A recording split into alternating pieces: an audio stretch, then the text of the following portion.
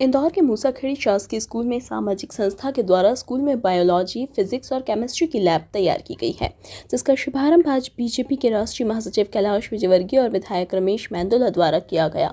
कार्यक्रम में पहुंचे कैलाश विजयवर्गीय ने संस्था और स्कूल के प्रयास की सराहना करते हुए कहा कि ये मौका बेहद खास है। स्कूलों के लिए एनजीओ का आगे आकर लैब का निर्माण करवाना शिक्षा के क्षेत्र में काम करने वाले अन्य संस्थाओं के लिए प्रेरणादायक है। इस दौरान कैलाश विजयवर्गीय ने कोरोना काल की याद दिलवाते हुए सभी को सावधान रहने की नसीहत दी, साथ ही कोरोना से बचाव को लेकर टिप्स भी दिए। हमारे यहाँ इस देश के अंदर, और इस देश ही नहीं सारी दुनिया के अंदर अभी एक महामारी चल रही है। आप सब उससे विदित हैं। कई परिवार पीड़ित भी रहे होंगे इसमें से।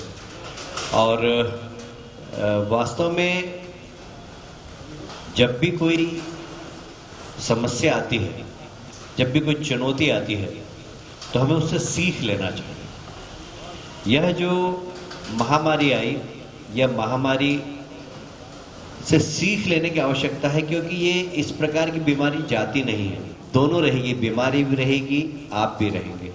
यदि आप कमजोर हुए तो बीमारी आपको हरा देगी, और आप ताकतवर हुए तो आप बीमारी को हरा देंगे। इसके लिए बहुत ज़रूरी है कि हमारा नियमित जीवन हो, हमारा खान पान कैसा हो, इसका निर्धारण हम करें परिवार में बैठ के, क्योंकि बड़ी संख्या में महिलाएं हैं यहाँ पर।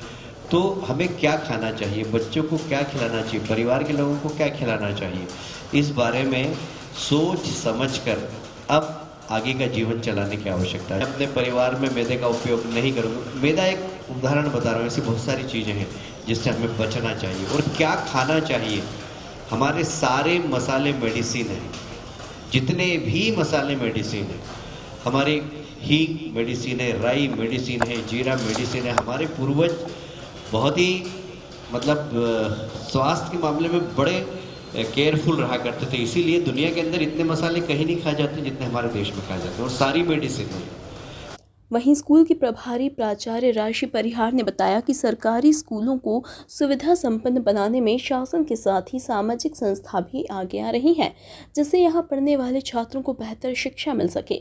इन 3 लैब के निर्माण से लेकर इसमें सभी जरूरी सामान उपलब्ध करने में लगभग 4 लाख रुपए का खर्च आया है।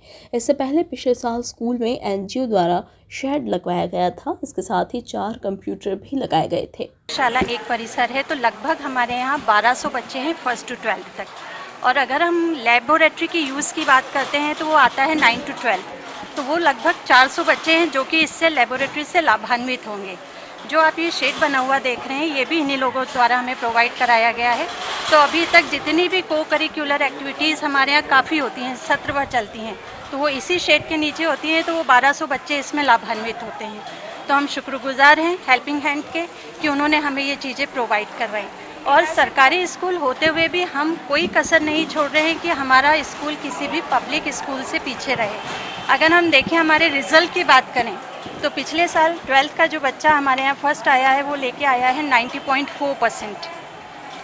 तो रिज़ल्ट में भी हम कोई कमी पेशी नहीं छोड़ रहे हैं। तो इसी चीज़ को देख के, हमारे बच्चों की मोटिवेशन को देख के ये लोग आकर्षित हुए हमारी ओर कि हमें भी इस विद्यालय के लिए कुछ करना चाहिए, ताकि हमारे विद्यालय और विद्यार्थियों को और भी आगे फ़ायदा मिले, एक स्पेस मिले कि वो पब्लिक स्कूल के सेक्टर्स में जाके अपने आप को सिद्ध कर सकें।